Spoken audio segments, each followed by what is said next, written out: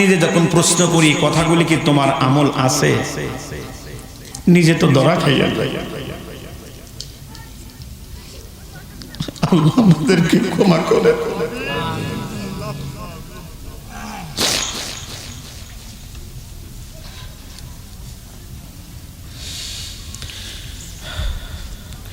আমাদের আগের যুগের মুরব্বীরা এত সুর দিয়ে বয়ান করতেন না। আমাদের মুরব্বীরা রাস্তা দিয়ে হেঁটে যাইতেন, চেহারা দেখেও মানুষ ইসলাম ধর্ম কবুল করত। কি আশ্চর্য! তাদের ওয়াজ ছিল আল্লাহর জন্য। সুবহানাল্লাহ। শহীদ ইসমাইল রহমাতুল্লাহি আলাইহি উনি দিল্লির জামে মসজিদে বয়ান করতেছেন। আমাদের আকাবিরদের মধ্যে একজন ছিলেন তিনি। এত বড় বুজুর্গ ছিলেন, বালাকটের ময়দানে যখন ওনাকে শহীদ করে দেওয়া হয়, অর্থাৎ এই গর্দানটা এক কোপ দিয়ে মাথা ছেদ করা হয়, অবশিষ্ট দেহ নিয়ে উনি জিহাদ করেন।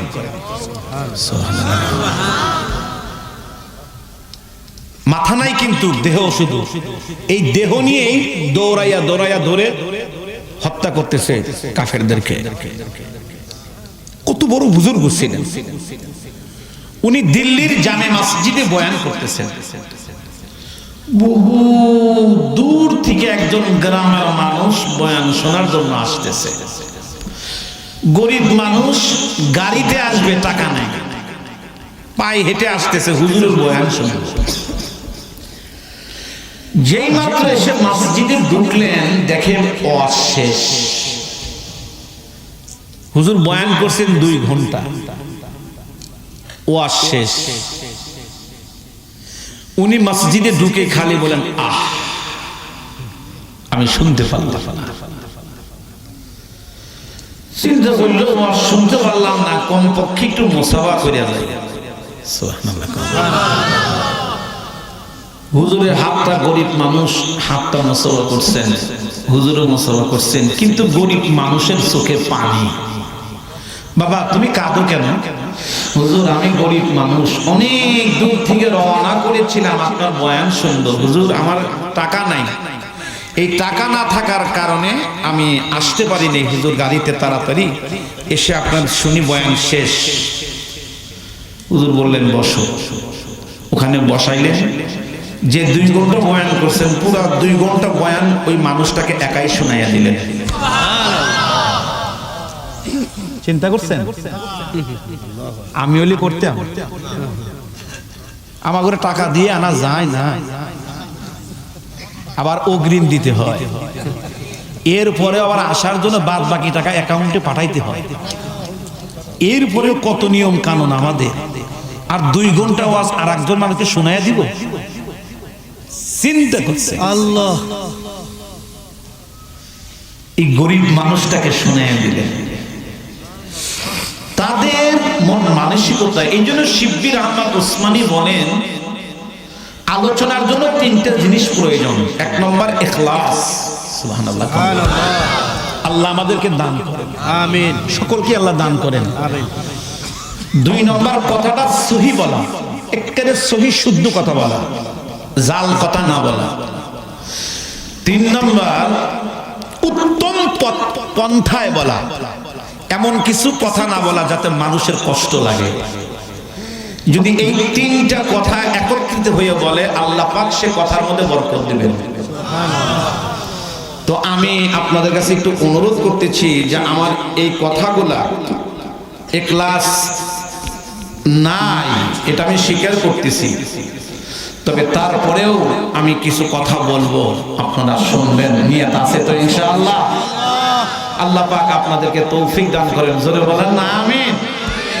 শেষে যেন চোখের পানি নিয়ে বাড়িতে যেতে পারেন, এ তৌফিক যেন আল্লাহ দেয়। বলেন আমিন। তবে দেলও বলতেছে মাহফিলটা আল্লাহ কবুল করবেন, এটা আমার দেল বলতেছে। তো যাই হোক, আমি যে আয়াতে কারিমা তেলাওয়াত করেছি, আল্লাহ কি বলছেন? আত্তাকুল্লাহ, তোমরা আমি আল্লাহকে ভয় করো। ভয় কাহাকে বলে? কি বলছি? গুনাহ করব না। সকল গুনাহ থেকে বেঁচে থাকা। বলেন সকল গুনাহ থেকে, সকল নেক আমল করা বা ধরে রাখা, আর নেক আমলগুলি সুন্নাত তরিকায় করা। সুবহানাল্লাহ। এইটা যদি করতে পারো, রব বলেন ইউআল্লিমুকুমুল্লাহ, আমি আল্লাহ তোমাদেরকে এলেম দিয়ে বড় আলেম বানাবো। কথা কিন্তু দুইটা, এই দুই কথার উপর আলোচনা। বলেন কথা কয়টা? এক নম্বর, আমি আল্লাহকে ভয় করো। ভয় করলে আমি কি করব? আমি তোমাদেরকে এলেম দিয়ে ভরপুর করে দেব, অর্থাৎ আমি তোমাদেরকে আলেম বানাবো। আলেমের বাংলা অর্থ হলো বিদ্যা, বিদ্বান, শিক্ষিত, জ্ঞানী, যেটাই বলেন। কারণ পৃথিবীতে সবচেয়ে বড় সম্পদ হলো জ্ঞান। সুবহানাল্লাহ বলেন না কেন? পৃথিবীতে যত সম্পদই থাক, সবচেয়ে বড় সম্পদ কি? এই জন্য লোকমান হাকিমকে আল্লাহ পাক বলছিলেন, আমি তোমাকে, তুমি কি চাও? নবুয়তি চাও না এলেম চাও? আমার কথা মনে বুঝতেছেন না? তুমি নবুয়তি চাও না এলেম চাও? উনি বললেন, আল্লাহ আমাকে এলেম দিন, শিক্ষা দিন। সুবহানাল্লাহ। বলা হলো, তুমি নবুয়তি চেলে না কেন? বলে, আমি যদি নবুয়তি চেয়ে নেই, এটা তো আপনার পছন্দের জিনিস। আপনার যদি আমাকে বানানোর ইচ্ছা থাকতো, আমার কাছে পরামর্শ আপনি নিতেন না। এটা আগেই বানাইতেন, নির্বাচন আগেই করতেন। অতএব আমি এই নবুয়তি চাচ্ছি না, আমি এলেম চাচ্ছি। এলেম এমন এক জিনিস যা পৃথিবীর সবচেয়ে বড় সম্পদ। সুবহানাল্লাহ। বাপজিরা আমার, এই জন্য নবীজির উপরে যখন কোরআন শরীফ নাযিল হয়, বাবা প্রথম রোজার বিধান নাযিল হয় নাই, প্রথম নামাজের বিধান নাযিল হয় নাই, প্রথম কিন্তু যাকাতের বিধান নাযিল হয় নাই, প্রথম কিন্তু পর্দার বিধান নাযিল হয় নাই।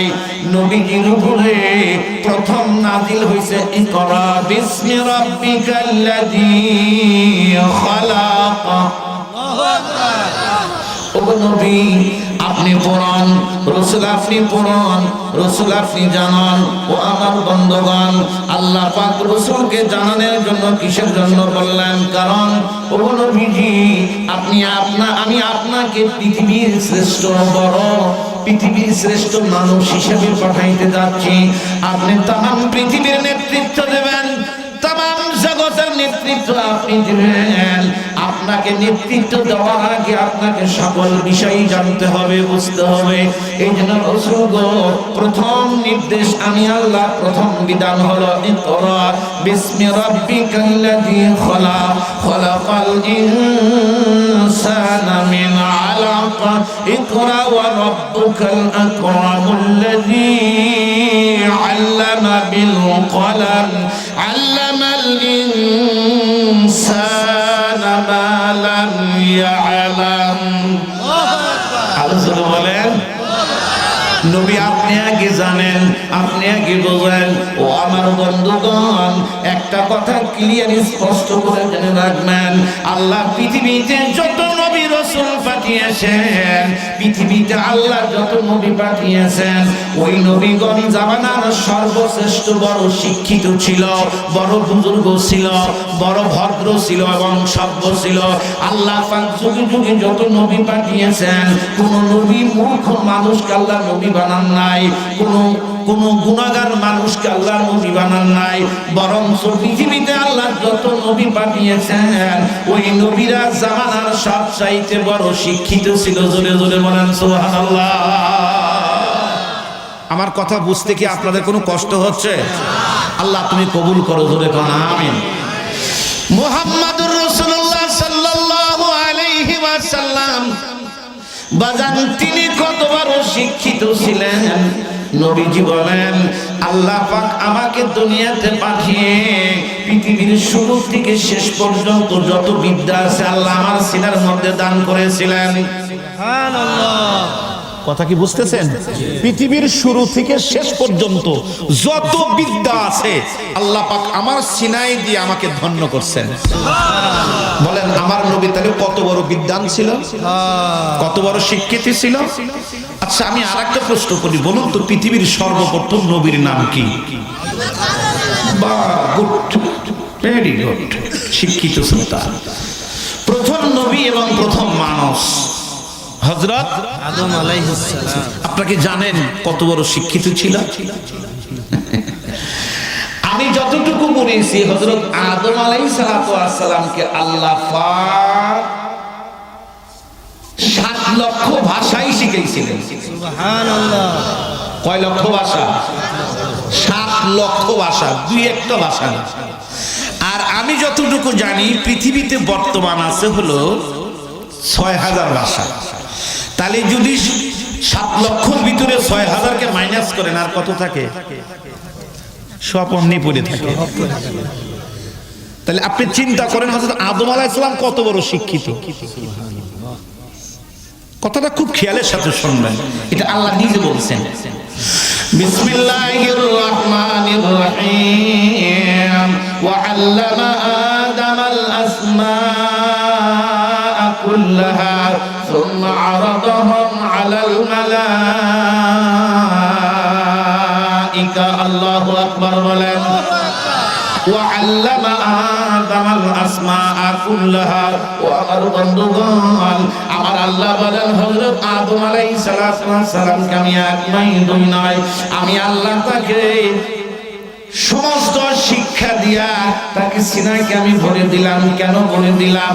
ও আমার বন্ধুগণ, যেহেতু হযরত আদম আলাইহিস সালাম तमाम পৃথিবীর নেতৃত্ব দিবেন। ওয়া ইন্নী জাইলুন ফিল আরদি খলিফা। আল্লাহু আকবার বলেন। তাকে যেহেতু সারা জাহানের খলিফা হিসেবে নির্বাচন করেছেন, এই জন্য আল্লাহ পাক হযরত আদম আলাইহিস সালামকে এত বিদ্যা দিয়েছেন, এমন কোনো বিদ্যা নাই যা আদম আলাইহিস সালামের জানা নাই। এত বিদ্যা তাকে দিয়েছেন। আমরা মনে করি নবী রাসূলগণ শুধু শুধু বিধান সম্পর্কে জ্ঞানী, আর মনে হয় অন্য কোনো বিদ্যা সম্পর্কে জ্ঞানী না। এটা ভুল ভুল ভুল। এই জন্য শিক্ষা এমন জিনিস, নবীদেরকে আল্লাহ এত শিক্ষিত কেন করলেন, এত ভদ্র কেন করলেন, আল্লাহ পাক এত এত সভ্য কেন করলেন? নবীরা হলো জামানার মেসাল। সুবহানাল্লাহ। এই জন্য কোরআন সুন্নাহ পড়ে আমি যতটুকু জেনেছি বুঝেছি, উল্লেখযোগ্য যারা ব্যক্তি হবেন, জাতির গুরুত্বপূর্ণ জায়গায় যারা সমাসীন হবেন, এদের দুই ধরনের বিদ্যাই প্রয়োজন। এক জাগতিক, 2 নম্বর হলো কোরআন সুন্নাহ। তাছাড়া দেশ ভালো করতে পারবেন না, এই জাতি আপনি ভালো করতে পারবেন না। আমি কোরআন সুন্নাহর আলোকে বর্তমান প্রেক্ষাপটকে সামনে রেখে নিরপেক্ষ দৃষ্টিতে, আল্লাহর কসম সবাই আমার আপন, কাউকে কষ্ট দেওয়ার জন্য না, আমি নিরপেক্ষ দৃষ্টিতে কোরআনকে সামনে রেখে আমি কথা বলবো। শুনতে রাজি আছেন না ইনশাআল্লাহ? আপনারা গুরুত্বপূর্ণ স্থানে গুরুত্বপূর্ণ মানুষের দরকার, এছাড়া সম্ভব না, কোনো দিন সম্ভব না। শোনেন, একটি জাতি বা দেশ তার চালিকা শক্তি হলো শিক্ষা। আজকে যে কত অধঃপতন, আমাদের ভুল করে কিছু মানুষ আর মরি সবাই। একটি রাষ্ট্রকে, একটি সমাজকে, একটি অঞ্চলকে, একটি এলাকাকে যদি আপনি হাইলাইট করতে চান, মাথা উঁচু করে দাঁড়াতে চান, কোরআন সুন্নাহর শিক্ষায় প্রথম দায়িত্বই দিয়েছেন শিক্ষা। সুবহানাল্লাহ। এছাড়া আপনি পারবেন না। তো ইসরায়েলের সাথে কেন পারি না বলেন? অনলি 2 কোটি ইহুদি তামাম পৃথিবীতে, ওদের সাথে কেন পারি না? তার কারণ হলো অল্প হতে পারে, ওরা 85% মানুষ, মানে শতকরা 85% মানুষ ইউনিভার্সিটিতে লেখাপড়া করে। প্রতি 10 জনে একজন বিজ্ঞানী। চিন্তা করছেন? প্রতি 10 জনে একজন বিজ্ঞানী, 85% মানুষ গবেষণা ইউনিভার্সিটি। আর আমার বাংলাদেশের মানুষ দুধ বিক্রি করে বিড়ি কেনে। কথা কয় না? এই বাংলাদেশে বিড়ি আর সিগারেটের বাজার খুব গরম। এরা কবে সভ্য হবে? এই দেশকে কেমনে ভালো করবেন আপনি? এটা সম্ভব না। একটি দেশ, একটি জাতি, একটি সমাজের প্রথম চালিকা শক্তি তো শিক্ষা। কিন্তু শিক্ষাটা হতে হবে 2 ধরনের। সুবহানাল্লাহ। কয় ধরনের? 2 ধরনের। সারা জাতিকে আপনি ভালো করতে পারবেন না, এটা দলিল করে আমার কাছে লিখে নেন, চ্যালেঞ্জ করেন না, লিখে নেন। কেন? আচ্ছা, 1 চাকার একটা গাড়ি দেখান তো আমাকে।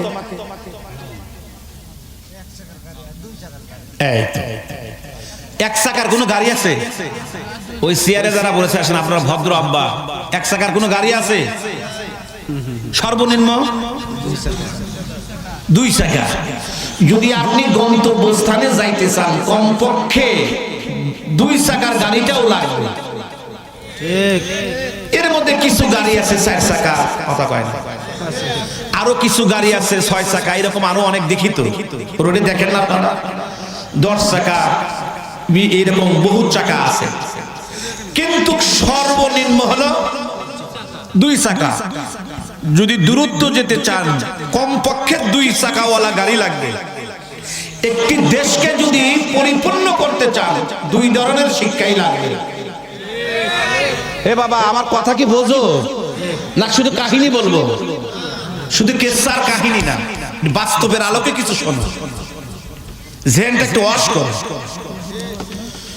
2 ধরনের শিক্ষা ছাড়া কেন পারবেন না? যুক্তি কি? তা আমি সংক্ষিপ্তভাবে একটু ভালো করে বুঝাইতেছি, কিন্তু বুঝাইতে বলে একটু এদিক সেদিক বলতে হবে। মাইন্ড করবেন না তো? রাগ করবেন না তো আপনারা যে হুজুর মনে হয় পক্ষপাতিত্ব করতেছে কিনা? নাউজুবিল্লাহ, আল্লাহর কসম তা না। আমি জাতিকে বাঁচানোর উদ্দেশ্যে কথাগুলো বলছি। আমি কোনো উচ্চারণ না করি, শুধু এতটুকু বলি, বলুন তো স্বাধীনতার পর থেকে নিয়ে আমার এই বাংলাদেশে 2, 4, 5 টাকা চুরি হয়ে কি বিদেশে গেছে? হাজার হাজার কোটি টাকা চলে গেছে বিদেশে চুরি হয়ে, আছে না? কোন এক শ্রেণীর মানুষই তো করছে, কথা কয় না? নাকি আমরা করছি? ভ্যানওয়ালারা করছে, রিক্সাওয়ালারা করছে। এই আমাদের টাকা চুরি বিদেশে চুরি হয়ে চলে গেছে, কোনো না কোনো মানুষ করেছে। আচ্ছা, যারা করেছে তারা রিক্সা চালায় নাকি তারা শিক্ষিত না, তারা মূর্খ? জোরে কর। শিক্ষিত। যদি শিক্ষিত মানুষ চুরি করলো কেন? শিক্ষাই জাতির মেরুদণ্ড। শিক্ষা নাই, বরঞ্চ শিক্ষা তাদের দ্বারা জাতি রক্ষা হওয়ার কথা ছিল, তো জাতি ভেঙে বললো কেন? চুরি হলো কেন? তারা তো শিক্ষিত। বলে তারা শিক্ষিত ঠিক, ভিতরে এটা না থাকার কারণে ভয় নাই। আমার কথা বুঝেন নাই? চুরি হওয়ার কারণ হলো, ডাকাতি হওয়ার কারণ হলো ভিতরে কি নাই? এইটা নাই, ভয় নাই। আল্লাহ, আমি যে চুরি করছি আমি হাসরে কি জবাব দেব? মানে জবাবদিহিতামূলক ভয় নাই। মাইন্ড করতেছেন নাকি আপনারা? রাগ করতেছেন নাকি? হ্যাঁ, বুঝে দেখেন, এই ভয় না থাকার কারণে চুরি হয়ে গেল। আবার শুধু এইটার শিক্ষা মুখস্থর উপর ক্ষান্ত রাখবেন, পারবেন না। কারণ একটি জাতি চালাতে গেলে অর্থনীতির প্রয়োজন, বিজ্ঞানের প্রয়োজন, স্বরাষ্ট্রনীতির প্রয়োজন। এরপর আপনার যত নীতি আছে, বিজনেস, অর্থনীতি, যত যা আছে প্রয়োজন। শুধু আমি কোরআনটা মুখস্থ করে ঘরে বসে থাকলাম, আমি কি পারবো? আমাকে যে সচিবালয়ে বসায় দেন, পারবো? আমি চিকিৎসার জন্য ডাক্তার হওয়া প্রয়োজন, কোনো রোগী আসলে আমি মেডিসিন দিতে পারবো?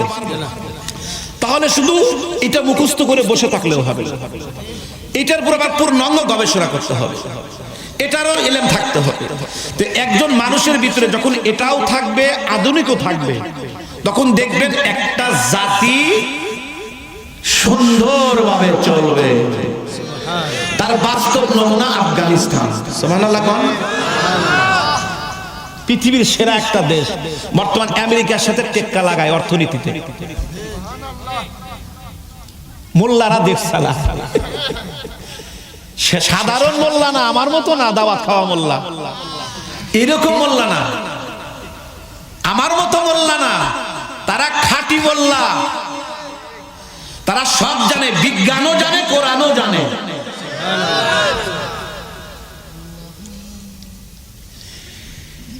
এই জন্য আমি যে আয়াতে কারিমা তেলাওয়াত করেছি, আল্লাহ বলছেন খবরদার দুইটা জিনিস অর্জন করো যদি বাঁচতে চাও, বাঁচাইতে চাও, নিজে বাঁচতে চাও আর অপরকে বাঁচাইতে চাও, দুইটা কাজ করো।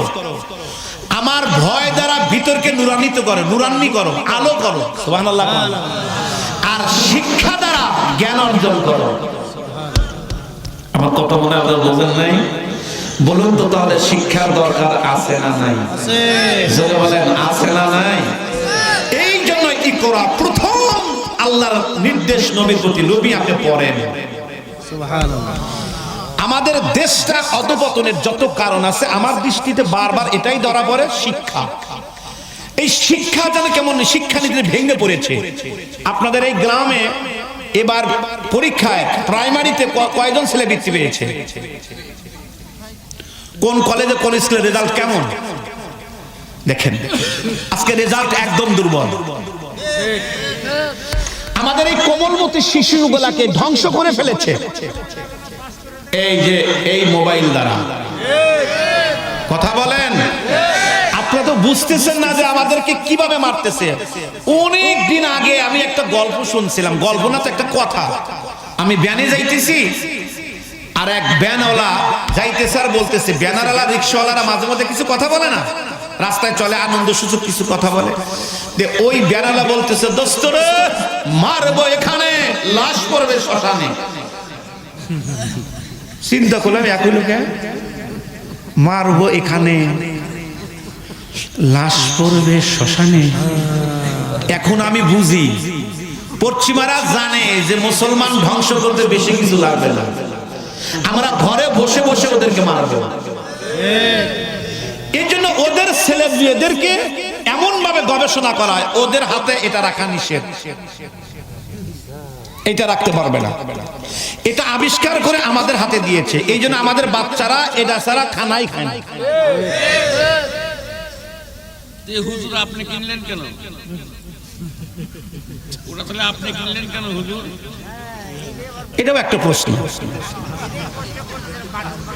এই প্রশ্ন তো ওনাকে ধন্যবাদ, আলহামদুলিল্লাহ বলেন। ওদের মাসে একটা প্রশ্ন করছে, এটা ধন্যবাদ। প্রত্যেকটা জিনিসের ব্যবহারের বৈধ অবৈধ আছে, কথা কয় না। বিজ্ঞান আল্লাহর রহমত, সুবহানাল্লাহ কয় না? বিজ্ঞান আল্লাহর রহমত। এইটা আবিষ্কার হওয়াতে শুধু যে খারাপ দিক তা কিন্তু না, আবার ভালো দিকও আছে। আমরা যে ইউজ করি, আমাদের ইউজের ভিতরে হাজারো তথ্য সংগ্রহ করতে হয়, হাজারো আমাদের কাজ থাকে যেগুলা এখান থেকে আমাদের কালেকশন করতে হয়। কিন্তু আমার নাতি, আপনার নাতি, আমার ছেলে রাত্রে যে ল্যাপের তলে আর তশকের তলে কি দেখে, চাচা জানো? ও চাচা জানো কি দেখে জানো? কথা কয় না। আমরা তো আর তা দেখি না। ওই যে শেষ নাই তো মোবাইলে ওই ন্যাপের তলে গিয়া বলতেছে, high modeling how are you. বাবা তো আর জানে না, বাবা জানে যে ইংরেজি পড়তেছে, ইংরেজি পড়ে না, গ্যাং রাইতেছে। আল্লাহর রহমতে, আল্লাহর ফজলে করমে আমার বাসায় কোনো অ্যান্ড্রয়েড সেট নাই, আলহামদুলিল্লাহ বলেন। সাহসী নাই রাখার। আমার পরিবারের ফ্যামিলির হাতে কারো অ্যান্ড্রয়েড সেট নাই। আমরা কেন রাখি? বিশেষ কারণে, প্রয়োজন। একটা জিনিসের ভালো আছে, মন্দ আছে, কিন্তু আমরা মন্দকে পরিহার করব, ভালোকে আমরা একটা দেব। অধিকাংশ বাচ্চারা কি চালান? ফেসবুক তো আছে, ছোট ছোট বাচ্চারা কি বলে, কার্টুন নাকি, কার্টুন এগুলো দেখে। দেখতে দেখতে দেখতে দেখতে আমি যতটুকু জানি এমন ছেলেও আছে দেখতে দেখতে চোখ অন্ধ। মোবাইল না পাওয়ার কারণে আত্মহত্যা করেছে। ঘটনা আছে না আপনাদের কাছে? এই মোবাইলের কারণে বহুত ফ্যামিলির ঘরে আগুন লাগছে, অনেকে বাড়ি ঘর বিক্রি করে আউট হয়েছে। শুনেছি মোবাইলে নাকি কি জানি খেলে, জুয়া, ক্যাসিনো, এটাও খেলে। কি কি বুঝলেন বলেন তো আপনারা? তাহলে আমাদের ছেলে কোমলমতি শিশুদেরকে বাঁচানোর দায়িত্ব কার? আমাদের। এই জন্য রব বলেন খবরদার, যদি বাঁচতে চাও দুইটা কাজ। একটু জোরে কোন, কয়টা কাজ? আবার বলেন কয়টা কাজ? এক, আমাকে ভয়ের মাধ্যমে পুরা দেহটা আলোকিত করো, সুবহানাল্লাহ। দুই, কোরআন সুন্নাহর বিদ্যা শেখো। কেন? রব একের পর এক আয়াতের মধ্যে বলতেছেন, দেখেন, قل هل يستوي الذين يعلمون والذين لا يعلمون إنما يتذكر أولو الألباب।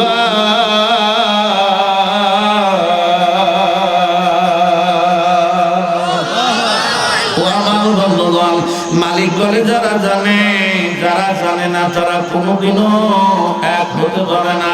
বন্ধুরে, অপর আয়াতের মধ্যে রব বলেন, সুম্মা আওরাসনাল কিতাবাল্লাযীনা ইসতাফাইনা মিন ইবাদিনা ফামিনহুম যালিমুন লিনাফসিহি ওয়া মিনহুম মুহতাসিদুন ওয়া মিনহুম সাবিকুন বিল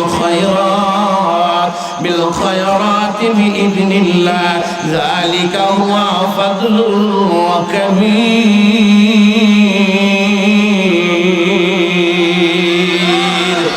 আমি আল্লাহ সবাইকে কোরআনের ইলম দিব না, সবাইকে আমি আলেম হিসাবে নির্বাচন করব না। আমি আল্লাহ বেছে বেছে বেছে বেছে আলেম হিসাবে নির্বাচন করি। ও আমার বন্ধুগণ, একটি দেশের ভূখণ্ড রক্ষা করার জন্য সেনাবাহিনী নিয়োগ দেওয়া হয়, সেনাবাহিনী পুলিশ নিয়োগ দেওয়া হয়। যখন নিয়োগ দেওয়া হয়, বলুন তো বাদা, নিয়োগ দেওয়ার আগে অনেক কিছু যাচাই বাছাই করা হয় কি হয় না? তার সুস্থতা কেমন, তার শারীরিক গঠন কেমন, তার নৈতিকতা কেমন, তার চরিত্র কেমন।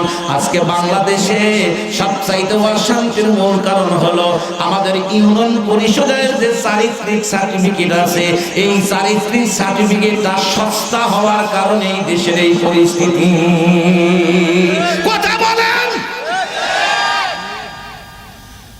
চেয়ারম্যান যদি আল্লাহওয়ালা হতো, চারিত্রিক সনদপত্র তাকেই দিত সত্যিকার অর্থে যে ছেলেটা সৎ। আজকে বাংলাদেশের অবস্থা হলো, যার টাকা আছে তার চাকরি আছে, যার নাই। এই জন্য ভালো প্রশাসন পাচ্ছি না আমরা, যোগ্য সচিব পাচ্ছি না, আল্লাহওয়ালা আমরা ভালো কিছু পাচ্ছি না, যার কারণে অশান্তি। কথা কম না কেন? মনে হয় আমি বিরোধী করতেছি নাকি আবার? এটা কিন্তু আসলে বাস্তবতার আলোকে কথা বলতেছি, ঠিক না বেটি? এই জন্য আল্লাহ বলেন, আমি সবাইকে বানাবো না, যাকে আমার পছন্দ তাকে আমি আলেম বানাবো। সুবহানাল্লাহ। ও আমার বন্ধুগণ, একটু দিলের কান্দে শুনবেন, রব বলেন, আমি কি করি? ইয়ারফাইল্লাহুল্লাযীনা আমানু মিনকুম ওয়াল্লাযীনা উতুল ইলমা দারাজাত আল্লাহু বিমা তা'মালুনা খাবীর। দুই শ্রেণীর মানুষের ইজ্জত আমার কাছে বেশি, সকলের মান ইজ্জত আমি আল্লাহর কাছে এক নয়। দুই শ্রেণীর মানুষের সম্মান আমি আল্লাহর কাছে বেশি। এক নম্বর, যাদেরকে আমি ঈমান দিয়েছি। দুই নম্বর, যাদেরকে আমি বিদ্যা দিয়েছি, ইলম দিয়েছি, কোরআন সুন্নাহর জ্ঞান দিয়েছি। এই মানুষগুলোর দাম আমি আল্লাহর কাছে বেশি। আল্লাহু আকবার। একটু জোরে বলেন।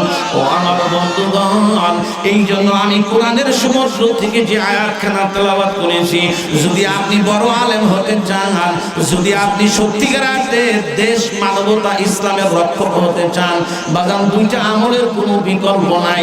এই মাদ্রাসাটাকে যদি দাওরায়ে হাদিস পর্যন্ত বানাইতে চান, আপনারা যারা আছেন, আপনারা যদি জামানার বড় ওলি হতে চান, এই মাদ্রাসার যারা ছাত্র আছে এরা যদি বড় আলেম হতে চায়, তাহলে আজকের ওয়াজের মেসেজ হলো দুইটা আমল যারা করবেন বাদান এই মাদ্রাসাখানা আল্লাহ দাওরায়ে হাদিস পর্যন্ত কবুল করে নেবেন।